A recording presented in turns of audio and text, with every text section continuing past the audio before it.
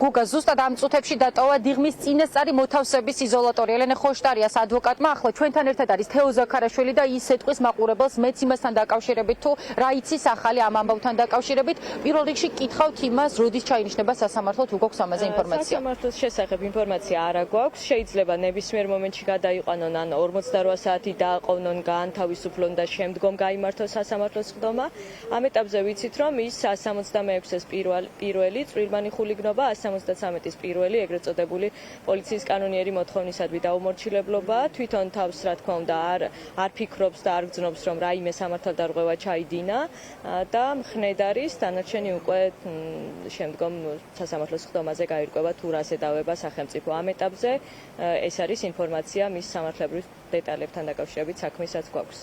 კი ბატონო, დიდი მადლობა. ვუსმენდით თეო ზაქარაშვილს, ეს არის ელენე ხოშტარიას ადვოკატი, რომელმაც კიდევ ერთხელ გაგვიმარტა, რომ პოლიტიკოსს ედავებიან პოლიციელისადმი დაუმორჩილებლობას, თუმცა რაოდენ პარადოქსულიც უნდა იყოს, ამ მომენტში ელენე ხოშტარია ეგრეთ წოდებულ ზებრა გადასასვლელზე გადაადგილდებოდა. სწორედ ამასთან დაკავშირებით ჩვენ ვესაუბრეთ მის თანაგუნდელებსა და მეგობრებს, ისინი ამბობენ, რომ ეს არის მორიგი აბსურდული ბრალდება და რომ ელენე ხოშტარია მიზანში მხოლოდ იმიტომ ყავს ამოღებული ეგრეთ წოდებულ ხელისუფლებას, ქართულ ოცნებას, რომ ის რადიკალურად განსხვავებული შეხედულებების არის. ეს არ არის პირველი შემთხვევა, როდესაც პოლიტიკოსი გახდა რეჟიმის დევნის მსხვერპლი, თუმცა მიუხედავად ამისა, მისი თანაგუნდელები და მეგობრები აცხადებენ, რომ ეს ვერც ელენე ხოშტარიას და ვერც სხვა პროევროპულად განწყობილ მოქალაქეებს ვერ შეაშინებს, რადგან უკვე 100 დღეზე მეტია ქართული ოცნების წარმომადგენლები ცდილობენ, რომ ჩაახშონ მუხტი, დაშალონ პროევროპულად განწყობილი აქციები და განწყობილი ადამიანები, თუმცა მიუხედავად ამისა, პროტესტი გრძელდება. დედაქალაქის მთავარ გამზირზე ყოველდღიურ რეჟიმში იკრიბებიან მოქალაქეები და 31 მარტს დაანონსებულია დიდი აქცია. საბოლოო ჯამში აქედან გამომდინარე მათი პოზიცია კვლავ არის უცვლელი იმასთან დაკავშირებით, რომ ეს არის თეთრი ძაბით შეკერილი საქმე, რაც ყველასთვის ძალიან ცალსახად და მკაფიოა, თუმცა ისინიც კი გაოცებულები არიან ამ ეგრეთ წოდებული სამართალდამცველების ქმედებით, რადგან ვერ წარმოიდგენდნენ თუ კი შესაძლებელი იყო, რომ ადამიანი მხოლოდ და მხოლოდ ზებრაზე გადაადგილების გამო დაეკავებინათ. ეს არის პოლიტიკური ანგარიშწორება, რომლის ამოცანაც არის, რომ მოახდინონ ზეწოლა, მაგრამ როგორი სულელი უნდა იყოს ადამიანი, რომ ფიქრობდეს, რომ ამ გზით შეიძლება ის ან ნებისმიერი სხვა, ვინც ამ პროტესტში მონაწილეობს, შეაშინო, იმიტომ რომ ამ პროტესტის მონაწილეების უკან დგას ჩვენი ქვეყანა, ამ ქვეყნის თავისუფლება, დამოუკიდებლობა და იმ მოძალადეების უკან დგას კარიერული დაწინაურება, ხელფასი და პრემია. ამიტომ ბუნებრივია, რომ ვერავის ამითი ვერ შეაშინებენ და ბუნებრივია, რომ ეს ბრძოლა გაგრძელდება გამარჯვებამდე. ეს არის რუსული ხელწერა, რეპრესიებს ავითარებენ ისე, როგორც ეს ხდება რუსეთში, როგორც ამას წერს პუტინი და ეს უბრალოდ გადმოთარგმნეს ქართულად და აკეთებენ აქ საქართველოში ბიძინას ხელით.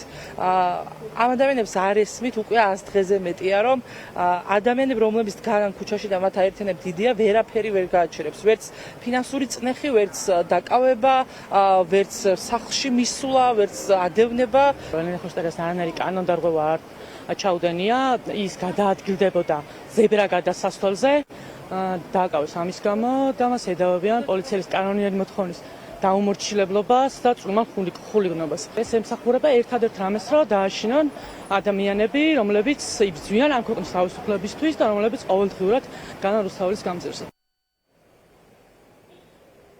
გუშინ ჯამში 4 ადამიანი დააკავეს, მათგან 2 გუშინღამევე გაათავისუფლეს ხელწერილის საფუძველზე, ხოლო რაც შეეხება ელენე ხოშტარიას, ჩვენ ჯერჯერობით არ ვიცით, როდის ჩაინიშნება სასამართლო, მოვისმინეთ მისი მეგობრებისა და თანაგუნდელების, ასევე ადვოკატის პოზიციებიც. რაც შეეხება მეოთხე დაკავებულს, სულ ცოტა ხნის წინ მასთან შევიდა ადვოკატი, აგრეთვე აქ იმყოფებიან ამ ადამიანის მეგობრები, თუმცა მათი თხოვნიდან გამომდინარე ჩვენ არ ვახდენთ მის იდენტიფიცირებას, რადგან გვეუბნებიან, რომ ამ ეტაპზე ოჯახის წევრები არ არიან ინფორმირებულები და არ იციან, რომ ეს ადამიანი არის დაკავებული. ამ ეტაპზე, რაც დადასტურებულად შეიძლება ითქვას, აქვს ვარაუდი ადვოკატს, რომ ადმინისტრაციული წესით არის ეს ადამიანი დაკავებული, ხოლო დანარჩენ დეტალებთან დაკავშირებით ცხადია მოგვაწვდის ინფორმაციას მას შემდეგ, როდესაც ის დატოვებს დიღმის წინასწარი მოთავსების იზოლატორს, თუმცა გვეუბნება, რომ მედიასთან კომენტარს იმავე მიზეზის გამო ვერ გააკეთებს, რის გამოც ვერ საუბრობენ ჩვენთან მისი მეგობრები, რადგან არ მოხდეს ამ ადამიანის იდენტიფიცირება, მანამ სანამ ოჯახის წევრები და მისი ახლობლები არ გაიგებენ ამ ადამიანის დაკავების შესახებ. მადლობა, ეს იყო ხატია სამხარაძე.